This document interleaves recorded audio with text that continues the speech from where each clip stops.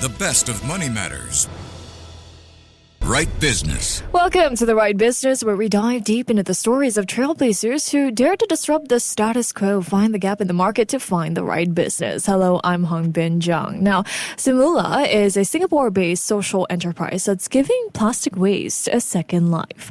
By transforming discarded materials into products like furniture and corporate gifts, this company champions the idea that sustainability and creativity can go hand in hand. At the heart of Semula's mission is a commitment to practical, community-driven solutions. And founded by a group of friends united by a passion for the environment, the business has evolved from a small initiative into a purpose-driven enterprise. So what if the plastic we throw away could become something beautiful and useful again? Well, joining us today is Jeryl, the co-founder of Semula, a forward-thinking social enterprise that's transforming how we view plastic waste. Hi, Jeryl. Thank you so much for joining me. Hi, Hongbin. Thanks for having me today. Thank you for joining us. Jeryl, what inspired you and your friends to start Semula? And was there a gap in the market that Semula was trying to plug? So I think what inspired us to actually start the business was when we were looking at what we could do for the environment. And we felt that one of the best ways for us to actually do something was to use a business to do so, right? For example, if we were to look at trying to reduce plastic waste, if we could give plastic waste some value, then I think more people would want to recycle it. Right, so looking at that, we thought that, hey, one of the best ways for us to actually do something for the environment would be for us to actually start this business and try to give it a practical use. Was saving the planet always, your passion since you were young? Oh, yes. That's actually a very funny story, I would say. Okay. Yeah. So I think it goes all the way back to when I was in primary 3, when I got my first Game Boy for Christmas, right? And at that point in time, my teacher was telling us to save electricity because I think back when I was primary 3, the main environmental issue back then was that we were running out of fossil fuels soon, right? So the teachers back then were telling us all that. And I was thinking, like, saving electricity might not be the answer because eventually it still run out. Right, and then, that I can't play Pokemon anymore. So that actually sort of scared me into thinking about the environment a bit more. Did you stop using your Game Boy after that? Oh, no, I used the rechargeable batteries of that. Oh, okay, very smart. Hoping to save some electricity as well. All right. Well, I understand that the name Semula takes cue from a Malay word. What does Semula mean, and why did you pick that as the name of your company? So Semula, yes, it is indeed a Malay word, and we wanted to use Malay because it's actually our national language, and we wanted the name of the company to actually reflect our roots. So if we were to work overseas with overseas clients and all that, we can always bring it back home to Singapore and to have that link with our home. Yeah. Right. Well, Jeryl, you are only in your 30s right now and also an alumni of SIT. I mean, this dream of saving the planet started when you were just a primary 3 child. Now, as a fresh grad and a very young entrepreneur, how did you manage to kickstart the business? Okay. Firstly, thank you for thinking I'm still a very young entrepreneur. Right. I think one important thing that happened to help me kickstart this journey was actually in the year I graduated from SIT. Right, they had this thing called the Entrepreneurship Development Program, and I was able to be a part of that. Right, and that actually helped to create the foundation for the many different iterations to come that will eventually become Semula. Yeah, but it was during that program that actually gave us the confidence actually to start this whole thing. Well, speaking of which, there are a lot of different social enterprises that focus on, doing good for the environment, saving the planet. How does Semula differentiate itself from, other recycling or sustainability-focused businesses in the region? I can't really speak for all the different companies in the region, but from a traditional recycler, right, Semula differs in the sense where we convert the waste directly into the end product.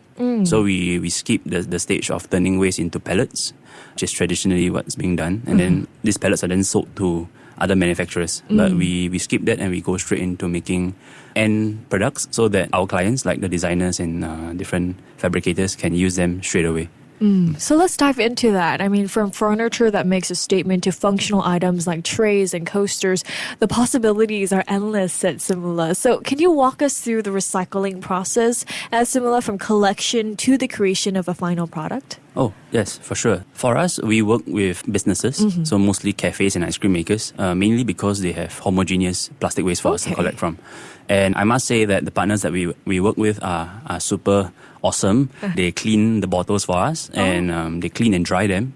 Right, so we actually skip that stage already.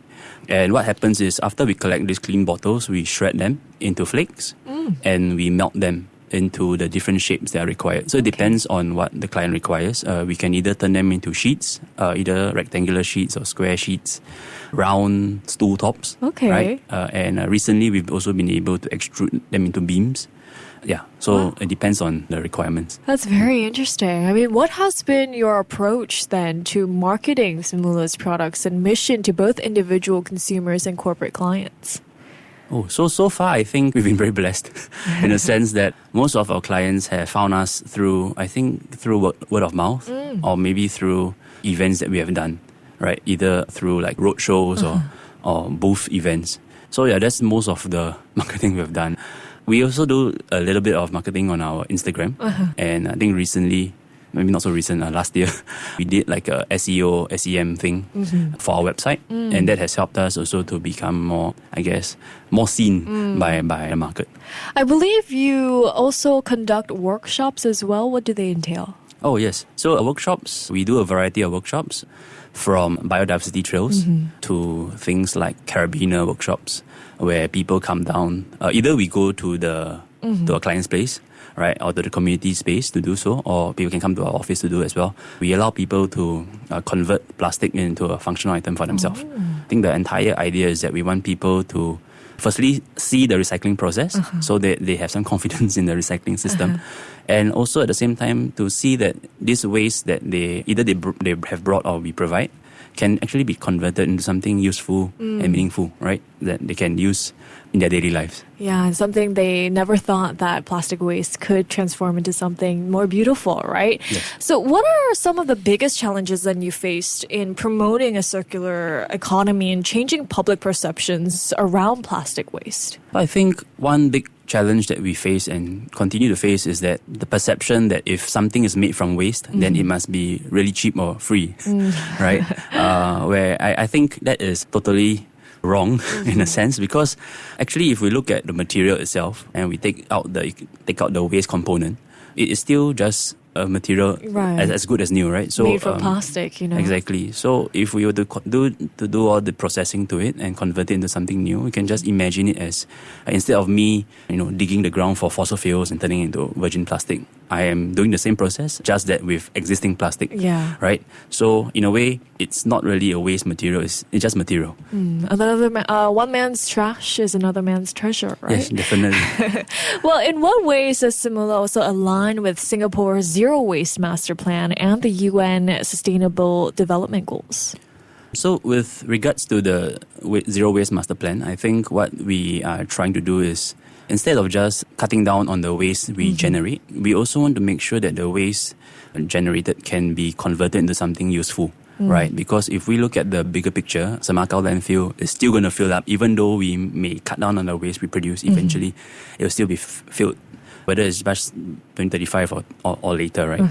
So what we thought was, if we could find a home for the waste and turning it into something useful, then we can prevent even new waste from entering the landfill itself. And at the same time, by us doing this, we actually reduce our consumption of natural resources as well from virgin sources. Right. So because, if we can replace the use of a stone table or something made from virgin stone, if we use our plastic instead, then that actually helps us to reduce our impact even further. Yeah, so I don't really know the exact SDG number, but it definitely covers some of the life on Earth, circular economy, and sustainable infrastructure kind of components. Yeah. Amazing. Well, could you share a defining moment in Semula's journey that made you realize the impact your work was having on the community or environment? So I think with regards to defining moment, we do have quite a few defining moments. I can't really remember all of them. But something that I guess the most recent one was just last month when we delivered, I think, our biggest order to date. Okay. Biggest in the sense of volume, right? We delivered about 28 tables. Oh, wow. And these 28 tables was about 180 something kilograms of plastic waste that was converted. And I was doing the delivery and I was thinking, wow, this is a lot of plastic that we are moving around. I was worried my van was going to break down. And at that moment, I just thought a bit further and like, hey, at the end of the month, I'm delivering another big order around the same amount. And then this month in May, we are actually processing about close to 800 kilograms of plastic waste. And that kind of got me thinking and made me realize that, wow, this team of like 3 people working together, and we managed to divert all this waste away into something meaningful. I think that's important to bear in mind as well, because it's not just converting plastic waste and then storing it somewhere, right? We actually turn it into something useful that people can use. So that actually made me feel like, wow, there's some impact. Wow, 180 kilograms. That's amazing. Is there, an ultimate goal that you and your team would like to achieve? Yes, for sure. I think we do have a few ultimate goals. I am hoping I say the right one. So, for sure, we do hope to be able to establish a circular economy in Singapore where we can convert not just plastic waste, but all the other different waste streams into useful materials as well. Of course, if one day we be able to make a HDB from all these waste materials, that would be great, right? So really being able to collect all the waste materials and give it a second life. Yeah. Wow. Looking forward to the second life and then, transforming it into an HDB. I'm looking forward to that, Jeryl. Well, before we let you go here, what's next in the pipelines for Semula? How are you planning to expand Semula in the next few years? Are you planning to expand, elsewhere in the region? I think in terms of expansion into the region, yes, for sure. We are looking to see if we can work with overseas partners to fulfill some of their requirements. But in terms of expanding our scope and our operations in Singapore, we definitely are looking to find more applications for the waste that we're converting so that we can replace more virgin material. At the same time, we are also looking at how we can improve our efficiency and production capacity so that we can also bring down the cost of our products so that it can be more accessible as well. Right. Yeah. Amazing. Well, thank you so much, Jeryl, for joining me today. Yes, thanks for having me. Thank you. That was Jeryl, who is the co-founder of Semula. This has been The Right Business with me, Hongbin Jeong.